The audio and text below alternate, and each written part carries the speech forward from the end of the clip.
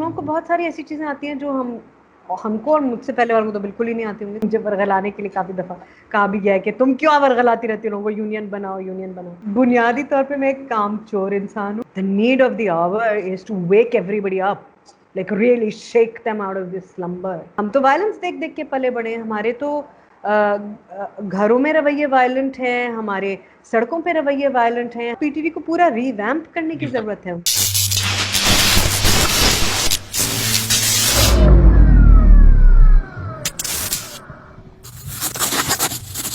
Hello, everyone, and welcome to another episode of Behind the Curtain. The industry fraternity arc, when combined, doesn't revolve around one person or even two. It's a collective effort that stretches on the boundaries of what we call set environment or a production environment that includes spot boys, art directors, associates, assistants, writers, etc. The teams work day and night, sometimes for over a year, to achieve a state of content production that evolves and exhibits itself into a mode of powerful messages showcased on the telly or big screen or any media platform for that matter. The ones who absorb, inherit, digest, breathe in all that is constructed on the set is translated through the individuals who forego deep within the structured art of the entertainment industry. They inhale, exhale immense amount of data, immense amount of screenplay, immense amount of dialogues, and sometimes go days beyond their ultimate best by performing in front of the camera. However, they also have a life behind the camera. The mechanism of a performer, an actor, or an actress completes the beauty of transcribed throughout all the effort by the teams I mentioned altogether. And today, that brings to my super guest who's seen it all, felt it all, and probably experienced all folds of the entertainment industry, Sania Saeed. A daughter born in the family of political activist Mansoor Saeed Saab. I psychology graduate. Very interesting fact I didn't know till I had researched. Started a journey on telly through street theatre play in 1989 Aadhi Dunya. Moving on to Hasina Moeen's Ahat, the classic Anwar Maqsood Saab Sitara or Mehrun Nisa, Zebo Nisa, Kahaniyan, Khamoshiyan, the unforgettable Asir Zadi, my favorite Main Manto, More Mahal, Sange Marmar, Sami, and countless other performances and productions which I guess people are aware of. A four-time Lux Style Award winner, a woman who knows how to make a difference with each and every performance on screen by breaking all boundaries of stereotypes and continues to do so with her stellar records of unbeatable performance, her character depth, detail, and finesse. Pakistan is proud to have an artist of her caliber, and she has taken out time for a small individual like me. Thank you, Sani Api. कैसे हैं आप ठीक ठाक? मैं बिल्कुल ठीक, बहुत शुक्रिया, इतना अच्छा इंट्रोडक्शन, बहुत शुक्रिया, थैंक यू।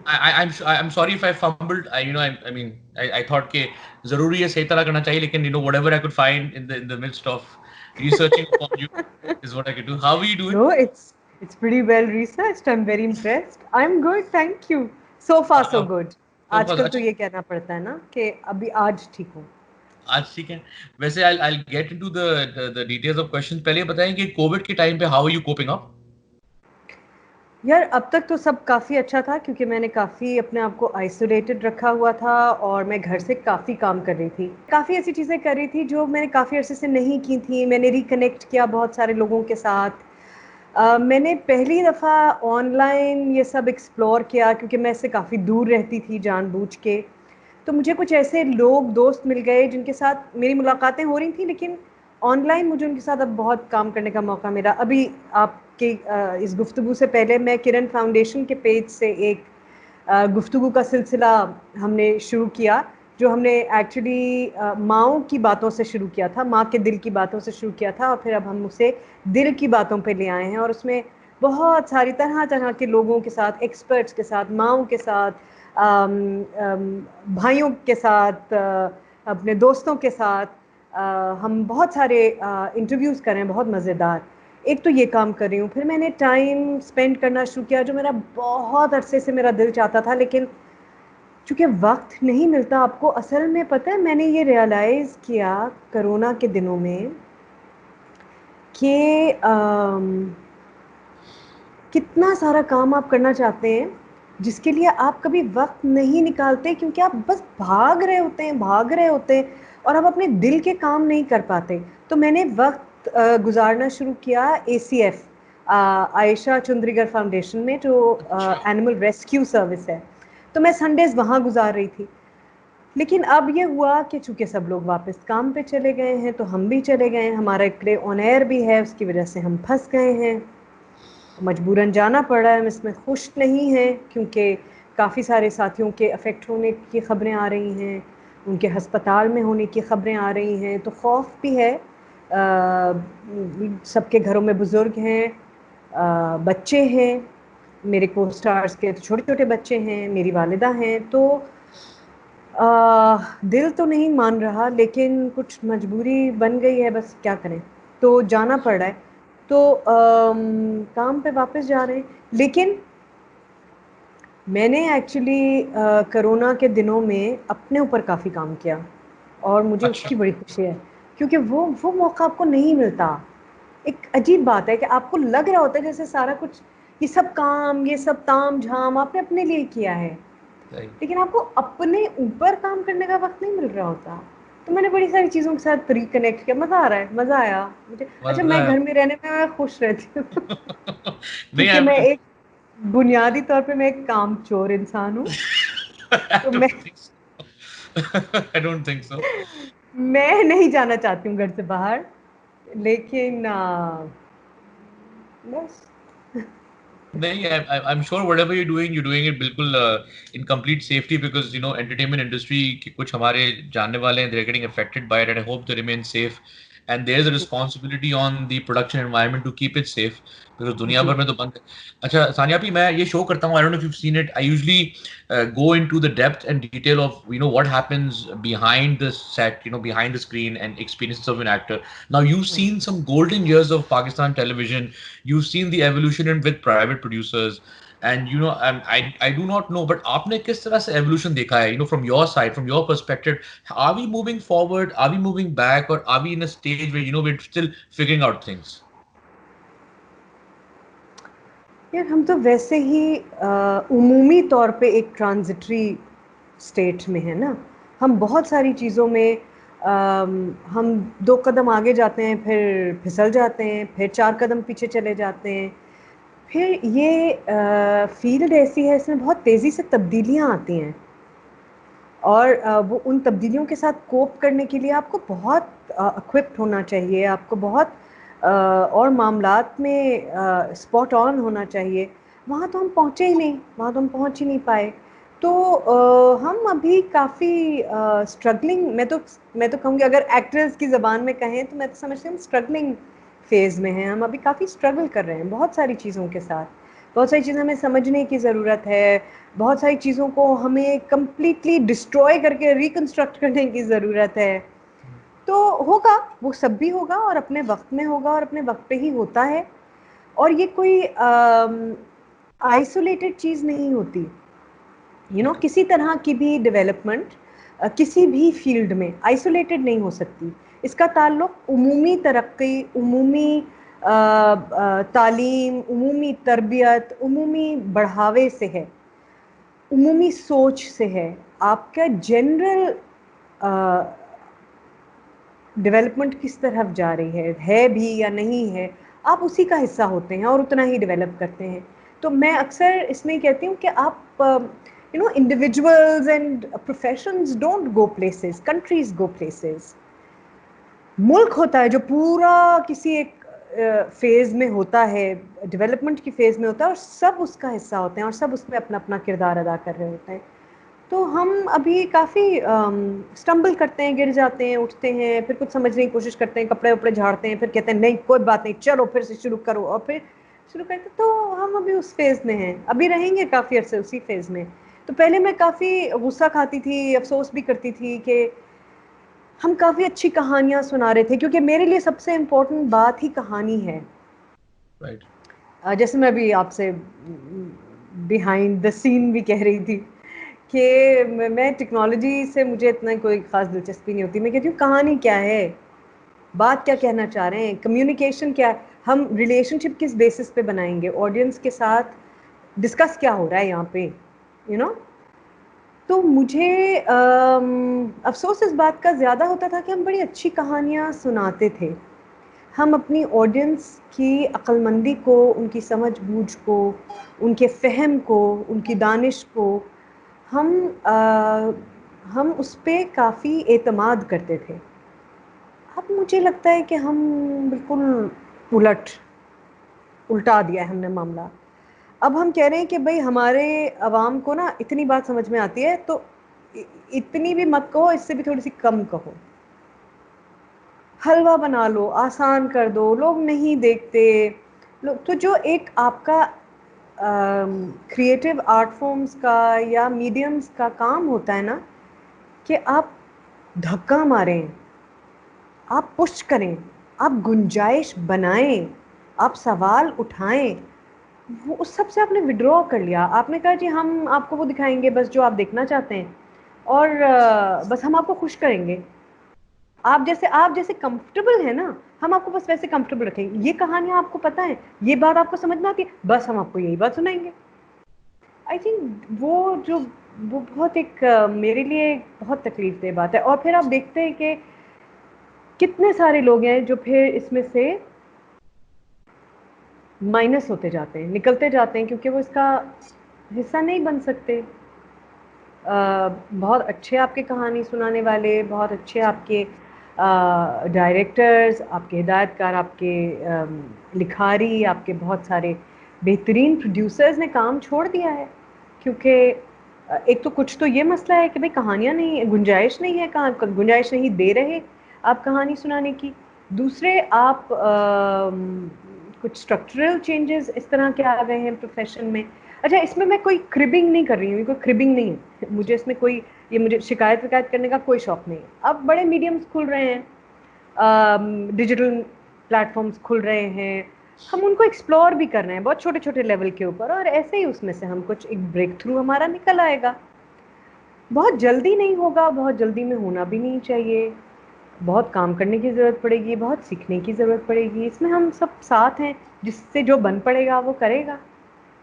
सिर्फ ये है कि इसमें कोई स्ट्रक्चर नहीं है हमारे पास। एक होता है ना कि किसी के पास बने हुए इंफ्रास्ट्रक्चर्स हैं, उसी में जब कोई नया प्लेटफॉर्म आ जाता है, उसी में डिजिटल आ गया, तो हमें पता है कि जी हमने यूं जाना है। वो हमारे पास नहीं है, तो हमारी स्ट्रगल ज़रा ज़्यादा मुश्किल होगी। बस ठीक, ऐसे जैसे हर चीज़ में है वैसे इसमें भी है। नहीं, आई अप्रिशिएट दैट कि स्ट्रगल तो गुड ही as long as we are trying to move on to something, I appreciate that. लेकिन अगर हम आपके कैरेक्टर्स देखें, आपके सिलेक्टेड प्रोजेक्ट्स देखें, you are very choosy with your projects, you are very particular with your characters, and if you do get something which is, the same, I mean, don't you sometimes sit with these producers and these creative writers and tell them कि यार ये क्या है, कुछ change कर दो, कुछ अलग ला दो, or have you completely been like यार चलो ठीक है अब, let's just go on with it? I tried I tried और मेरे दोस्तों ने मुझे बड़ा कन्विंस किया कि you have to learn to let go. यही काम हो रहा है, इसी तरह का हो रहा है, तो करो। काम घर पे बैठने का क्या मतलब है। और मेरे दोस्त अल्लाह मियां हमको बहुत खुश रखे, लिटरली छित्तर मारे, मुझे फ़ोन कर करके पूछते थे नेक्स्ट प्रोजेक्ट क्या साइन किया है, कौन से। अब मैं कहती थी यार नहीं नहीं हो रहा मुझसे नहीं। आप खुद भी उसका शिकार रहे हो, कितना कितना मैंने तंग किया था तुमको। Absolutely. और तुम्हारा तुम्हारा प्रोजेक्ट तो बहुत अच्छा था। तो तुम सोच सकते हो। लेकिन इसीलिए ये होता है कि फिर 2 साल में एक प्रोजेक्ट करती हूँ, साल में 2 कर लेती हूँ, बहुत लकी हो जाऊँ तो करती तो हूँ अपने तौर पे जितनी बहस की जा सकती है। लेकिन एक निज़ाम, एक तरीक़ा, एक रवैया, एक वतीरा जो राइज हो जाए ना, और उसमें ज़्यादा लोग शामिल हों, तो फिर ज़रा ज़ाहिर है, फिर आप अपने तय जितना कर सकते हैं फिर आप वही करते हैं। आप जितनी लड़ाई खुद से लड़ सकते हैं वो लड़ते हैं। तो वो मैं कोशिश करती हूँ। मेरे दोस्त काफ़ी नाराज़ भी होते हैं, जैसे कुछ दोस्त हैं मेरे जो मुझे पता है कि बहुत अच्छा लिखते हैं। मुझे जब मैं उनके उनकी टेलीविज़न के अलावा चीज़ें पढ़ती हूँ, तो मैं कहती हूँ नहीं, फिर तुम्हारा लिखा हुआ ना ये खेल नहीं करूँगी मैं, तुम्हारा लिखा हुआ ये खेल मैं क्यों करूँ। तो बड़ी लड़ाइयाँ होती हैं हमारी आपस में भी कि मेरा कभी कोई ड्रामा तुम नहीं करती हो। तो मैं कहती हूँ नहीं, क्योंकि तुम ऐसा लिखो ना, ये जो तुम्हारी कहानी है, तुम्हारे अफसाने जैसा लिखो।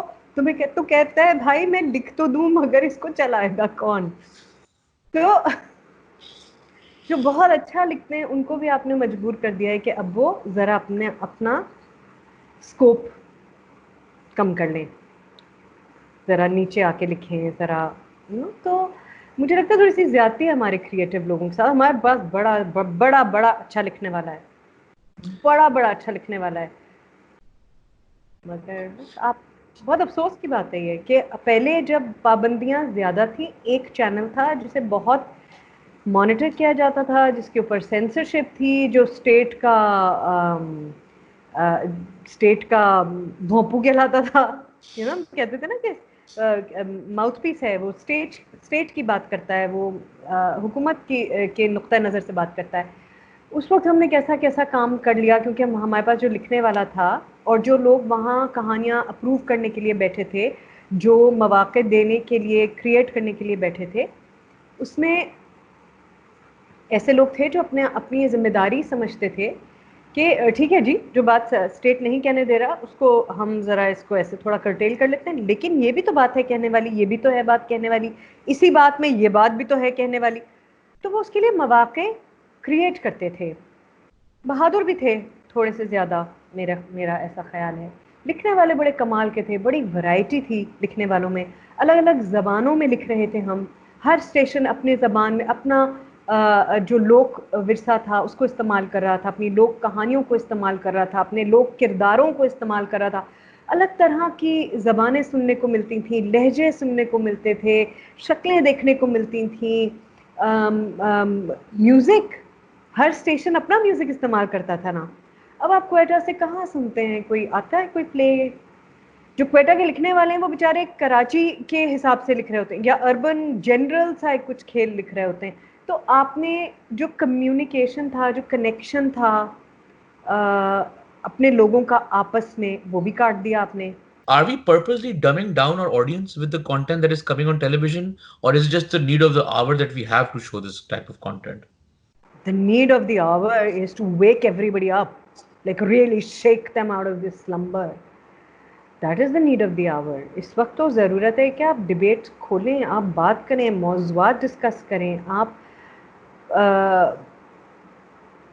मगर अच्छा, मुझे ऐसा लगता है, और इससे बहुत सारे लोग शायद ना इत्तेफाक करें, लेकिन मुझे लगता है कि हम पर्पसफुली डम डाउन कर रहे हैं अपनी ऑडियंस को। और इसलिए भी क्योंकि अब ड्रामे से एक्चुअली किसी को बहुत ज़्यादा इंटरेस्ट नहीं है। अब आपने टेलीविज़न को एक ऐसी जगह बना दिया है जहाँ पे सामान बेचने के लिए थोड़ा थोड़ा ड्रामा इस्तेमाल करते हैं आप। पहले आप ड्रामा बनाने के लिए थोड़ा थोड़ा सामान बेचते थे, तो अब वो फ्लिप हो गया है। तो आई थिंक उससे फ़र्क पड़ा है कि अब उनको वो डिक्टेट करने लगे हैं कि जी हमारा ख़रीदार किस माइंडसेट का, या किस वही जो कंफर्ट है उनका वो क्या है, और हमारी प्रोडक्ट्स को क्या सोच सपोर्ट करती है। तो ऐसी कहानियाँ सुनाओ जिसमें कोई ऐसा ताल्लुक़ ना हो कि भाई इंसान का किरदार होना चाहिए, सामान से क्या होता है, भाई इंसान की शख्सियत में क़ुव्वत होनी चाहिए, बालों से क्या होता है यू नो।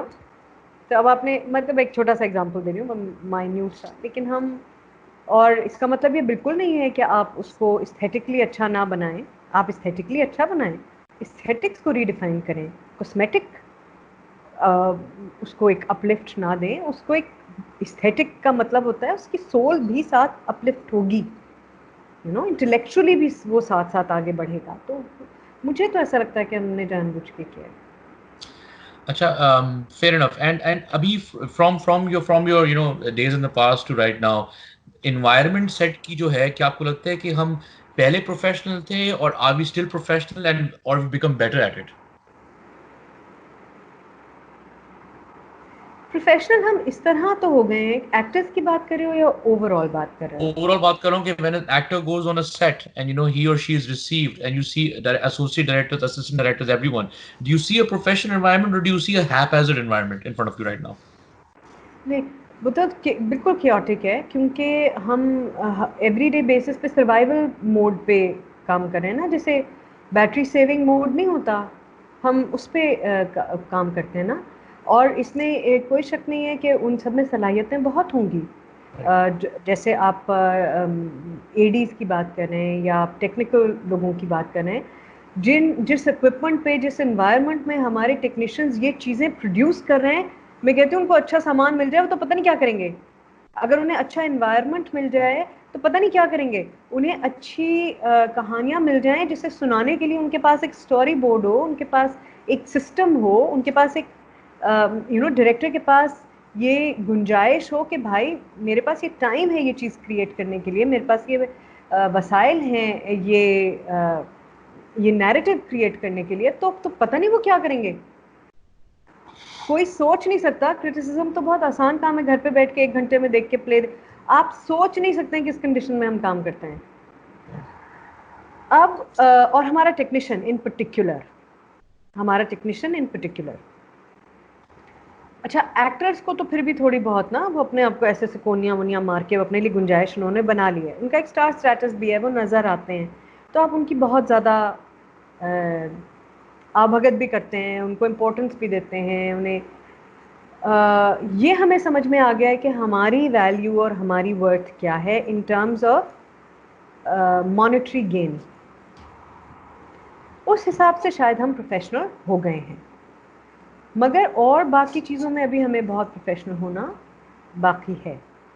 और वो भी मुझे लगता है कि धीरे धीरे मैं पता नहीं, शायद मैं एक क्रॉनिकली ऑप्टिमिस्टिक इंसान हूँ, क्योंकि मुझे लगता है कि बंदा सिर्फ आगे ही जा सकता है। कोई भी चीज़, कोई भी सिस्टम, चाहे हम टेम्परेरीली कितने भी डिप्रेशन का शिकार हो जाएं कि यार हम पहले अच्छे थे, अब हम नहीं, क्या कर, ये नॉस्टैल्जिया भी एक अजीब बीमारी होती है ना, हम पहले ऐसे करते थे अब हम ऐसे करते हैं। अभी हालात तब्दील हो गए हैं, दौर तब्दील हो गया है, टेक्नोलॉजी तब्दील हो गई है, जिसको हम कहते हैं एथिक्स तब्दील हो गई है। तो हम इसमें से ही हम कोई एक चीज़ क्रिएट करेंगे जो अच्छाई की तरफ जाएगी, हम और लोगों से सीखेंगे। इसलिए मैं समझती हूँ कि हमें बाहर लोगों के साथ कोलैबोरेट करना चाहिए, हमें बाहर जाके पढ़ना चाहिए, पढ़ के हमें वापस आना चाहिए, वहीं नहीं रह जाना चाहिए। वापस आके ये उम्मीद नहीं करनी चाहिए कि वापस आते ही मुझे यहाँ एक नेटफ्लिक्स की सीरीज़ के बराबर कोई चीज़ बनाने का मौका मिल जाएगा। मुझे अपनी ग्राउंड रियलिटीज़ का पता होना चाहिए, इसमें मैंने बेस्ट कैसे क्रिएट करना है। Being a senior actor and working with young actors, do you see the same sort of commitment coming from their side, or do you think they're a bit distracted more with stardom and social media, Instagram profiling? जिनके साथ मैंने काम किया है, I think they have struck a good balance. Set पे नहीं करते जिनके साथ मैंने काम किया, बट आई हैव हर्ड कि ये डिस्ट्रैक्शन है। मतलब मैंने सबा के साथ काम किया, सबा की बहुत स्ट्रॉन्ग प्रेजेंस है ऑन सोशल मीडिया। काम क्या होता, उसके हाथ में फ़ोन होता भी नहीं है, Right. जब वो शूट कर रही होती है तो उसके हाथ में फ़ोन नहीं होता। कमर, हालांकि मतलब वो इतना उसमें बिलीव भी करती है कि उसने तो मेरा इंस्टाग्राम का अकाउंट भी सबा ने बनाया है ज़बरदस्ती, छितर मार मार के, नहीं आपको बनाना है, नहीं। मैंने कहा भाई मैं उसको नहीं कर सकूंगी, मैं उस कुछ नहीं है मेरे पास डालने को उसके ऊपर। मैं कह रही नहीं आप करेंगी, आप करेंगी। फिर वो मुझे उस पर हिंट वो भी देती है, इंस्ट्रक्शंस भी देती है अभी भी कि वो ये करें, इस तरह करें। वो मैं नहीं कर पाती, मेरा मिजाज नहीं है, बट काम करते वक्त उसके पास कभी नहीं होता। आयज़ा, अभी मेरे साथ आयज़ा काम कर रही है, कितनी स्ट्रांग उसकी सोशल मीडिया प्रेजेंस है। मैंने उसके हाथ में कभी फ़ोन नहीं देखा सेट पे। जो भी उसने करना होता है मेकअप रूम में करती है, या लेकिन इवन अगर हम सीन पढ़ रहे हैं, हम सीन पे काम, उसके हाथ में कभी फ़ोन नहीं होता। जब आपको मुस्तकिल मिलते रहने की, बातें डिस्कस करते रहने की, इश्यूज डिस्कस करते रहने की आदत हो जाएगी ना, तो फिर ये बातें भी ख़त्म हो जाएंगी। ये फिल्टरेशन का प्रोसेस होता है, ये शुरू यहीं से होता है, क्योंकि हम एज पीपल, आप देखो ना कितने एंटेगनिस्टिक हैं। इससे पहले कि तुम मुझे कुछ कहो, मैं तुम्हें कुछ कह दूं, ताकि तुमको समझ आ जाए कि हम दोनों में से ये पावर डायनामिक्स क्या है। भाई मैं ज़्यादा पावरफुल हूँ। छोटी सी बात है, अपने कमेंट्स में देख लो ना, एक चीज़ डालते हैं आप, कोई एक चीज़ डालते हैं, उसके नीचे जो कमेंट्स होते हैं, the idea, the psyche is to antagonise you, to pull you 100%. Down, to show you कि तुम तो कुछ हो ही नहीं, तुम्हारी कोई हैसियत ही नहीं। ये ओवरऑल पावर स्ट्रगल है पूरे माशरे में इंडिविजुअल की। इतनी इतनी कोवर्ट तरीक़ों से, सब्लिमिनल तरीक़ों से, इनडिस्टिंग्विशेबल तरीक़ों से हम पावरलेसनेस एक्सपीरियंस कर रहे हैं ना इस वक्त। अपने पिछले कोई हाफ अ सेंचुरी में, कि वो तरह तरह से वो निकल निकल के आती है। हमें ये समझ में ही नहीं आता है कि एक दूसरे को स्ट्रेंथन करने में स्ट्रेंथ है। चीज़ बिल्ड ही उस वक्त होती है जब हम छोटी, अब ये कहने की बात है सिर्फ कि यार थोड़ा दरगुजर करना चाहिए। आपको पता है थोड़ा दरगुजर करने के लिए कितने सारे मेंटल प्रोसेसेस इस्तेमाल होते हैं। सबसे पहले तो आप 1 सेकंड के लिए रुक जाएं, सांस लें, फ़ौरन रिएक्ट ना करें, ठीक है? इसके लिए आपको मेंटल प्रेजेंस चाहिए कि अच्छा मुझे इस पे नहीं रिएक्ट करना, वेट, ये नी जर्क रिएक्शन नहीं होगा, I will not respond to this. आप सांस लें, फिर आप सोचें अच्छा मैं इसको ऐसे कैसे रिएक्ट करूं कि ये बात कंस्ट्रक्टिव हो जाए। फिर आप उसको अपना जुमला कंस्ट्रक्ट करें, फिर आप उसको एंगेज करें। फिर who wants to do that? क्योंकि कलेक्टिवली आपको उसमें कोई फायदा ही नजर नहीं आता। अभी तो आप वो उसी स्टेज पे हैं कि मैं तो पहले ये दिखा दूं कि जी मैं करेक्ट हूँ, मैं ठीक हूँ। हमारे पीएम साहब कोशिश कर रहे हैं फॉरेन कंटेंट चलाने की और हमारे भोंपू इदारों पे कि हाँ ये शायद डिफरेंस लेके आएगा। Do you agree with this logic of introducing this foreign content? Will it make a difference? Will it put us in a tough place of having competition ताकि हम थोड़ा इवॉल्व हो? मैं तो समझती हूँ कि हर दुनिया का सारा कंटेंट देखना चाहिए। आपके पास अवेलेबल भी है, सबके पास अब नेटफ्लिक्स नहीं है और ना हो सकता है, लेकिन अब नेटफ्लिक्स है, अमेजोन है, केबल पे चलते थे, और मुल्कों के भी प्रोग्राम्स चलते थे। जो पीटीवी की बात है, आप जिस अभी ये सारे सिनारियो की आप बात करें, पीटीवी पे हमेशा से फॉरेन कंटेंट चलता था। राइट। जो मैं शुरू में बात कर रही थी कि पॉलिसी मेकिंग से क्या मुराद है। पॉलिसी आपको, आपकी इंडस्ट्री को, आपके पॉइंट ऑफ व्यू को, आपके अपने लोगों को भी तो प्रोटेक्ट करती है ना। अगर पॉलिसी होगी तो मुझे भी पता है, आपको भी पता है, सबको पता है कि जी इतने आवर्स जो हैं वो होगा फॉरेन कंटेंट। राइट। भाई अब मुझे नहीं पता कि तुमको याद है या नहीं, लेकिन हम तो सारे कार्टून्स अंग्रेजी में होते थे। कहाँ से आते थे? बाहर से ही जी आते बिल्कुल। थे ना। अच्छी तरह याद सेसमी है। स्ट्रीट, सेसमी स्ट्रीट बच्चों का प्रोग्राम था, कितना अच्छा प्रोग्राम था, बाहर से ही आता था। फिर जितने प्रोग्राम्स हमने बच्चों के देखे जो शाम को आते थे 5-6 बजे वाले, उनमें मगर जब एक कार्टून चलता था तो साथ संग संग चले भी चलता था राइट। सोहेल राना साहब का प्रोग्राम। राइट। उसी में कुरान शरीफ भी पढ़ाने का एक छोटा सा प्रोग्राम चलता था। फिर उसी में कोई एक और बच्चों का प्रोग्राम भी चलता था। फिर आप आ जाते थे प्राइम टाइम पे, जो आपके अपने लोगों के पास होता था। प्राइम टाइम पे आप अपने प्लेस चलाते थे। फिर शाम को एक फिल्म चलती थी जो कभी पाकिस्तानी होती थी, कभी अंग्रेजी होती थी, है ना। राइट। आपने और कैसे देखी हैं पाकिस्तानी फिल्में? आपके हमारे ज़माने में तो सिनेमाज नहीं थे, हमने तो सबने फिल्मों में देखा, तुम तो छोटे हो, लेकिन हमने तो सबने टीवी पे देखी हैं। तुमने शायद एनटीएम वगैरह पे देखी होंगी, मैंने तो पीटीवी पे देखी हैं। और वो बड़े ख़ास ख़ास दिनों पे चलती थी पाकिस्तानी फिल्में, वो सेलिब्रेशन होता, ईद पे चलती थी। यस।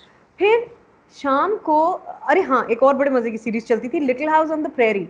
यस। एक पूरी जिसमें छोटे बच्चे जो थे, उसमें जवान हो गए, उनके बच्चे हो गए, वो चली जाती थी। वो बच्चों की प्रोग्रामिंग थी।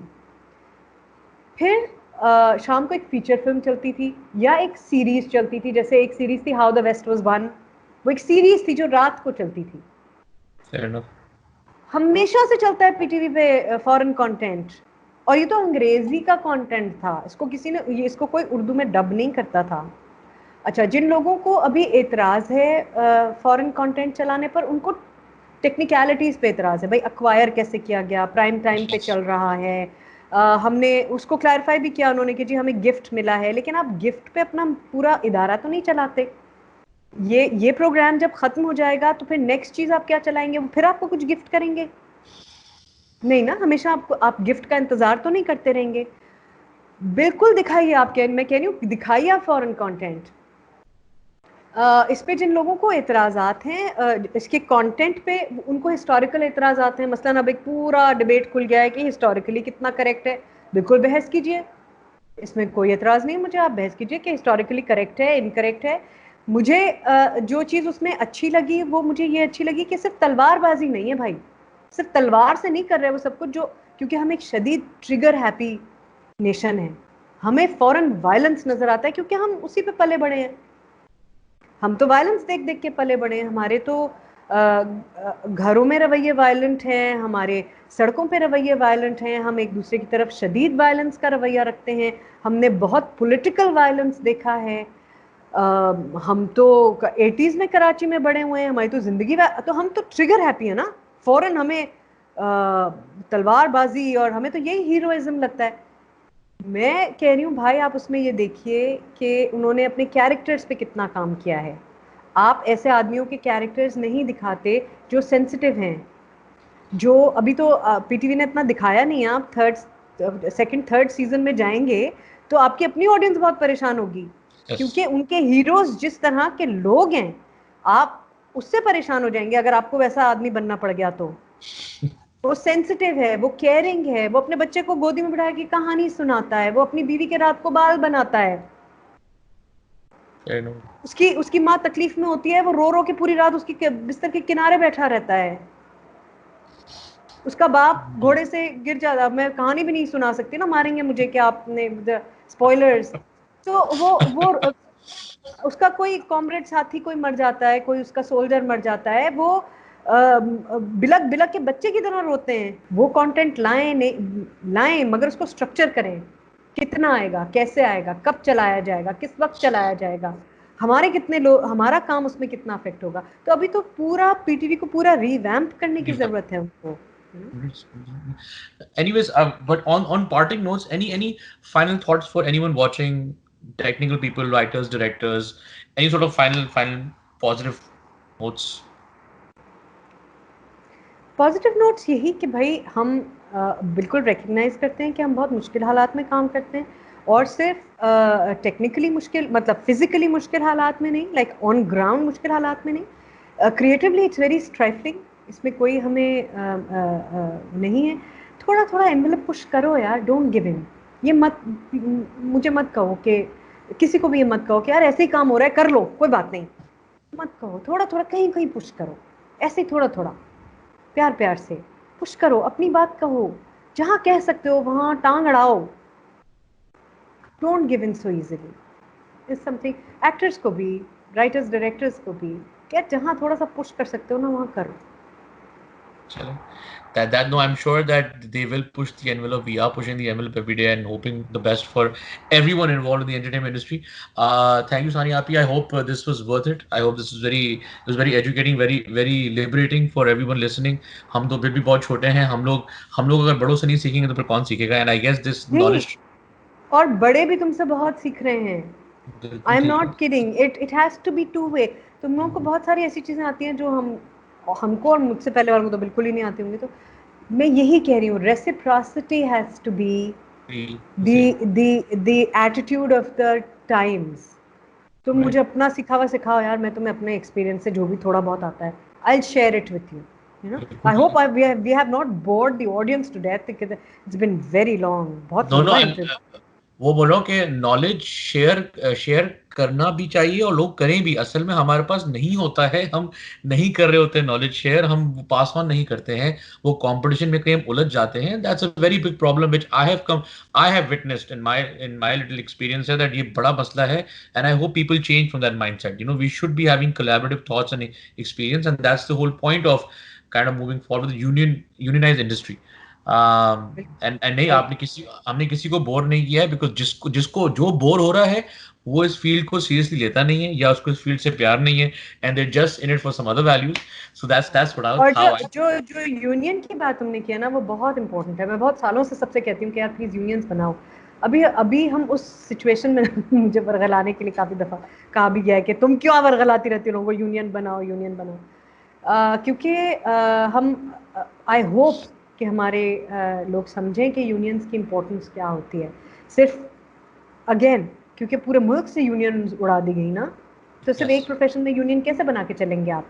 किसी को पता है यूनियन कैसे बनती है? किसी को पता है वो क्या काम करती है? किसी को पता है वो चीज़ क्या होती है? नहीं ना। तो किसी की, जो हमारी जनरेशन है, शायद उसकी मेमोरी में हो कि यूनियन क्या होती है, ट्रेड यूनियंस होती थी। तुम लोगों की मेमोरी में कैसे होगी? देखिए कभी कोई यूनियन, मैंने तो कोई एक्सपीरियंस नहीं किसी की। तरह की कोई नहीं। हाँ, तो ये भी है कि कितनी सारी चीज़ें जो हम शुरू में कहते हैं कि हमें रीलर्न करनी है, दोबारा से सीखनी है, उनमें एक ये भी है, और ये स्ट्रक्चर का हिस्सा होगा, ये इंफ्रास्ट्रक्चर का हिस्सा है। Right. Fair enough, Neek. Thank you once again. I hope you keep safe in this time. Pakistan, I mean, I am abroad, लेकिन हर जगह same situation है. And inshallah, once I'm back, let's meet up. And regards to the family, looking forward to your products forever. And thank you. Khudafis. Thank you so much, thank you, and you keep safe. Yes, I will. Thank you.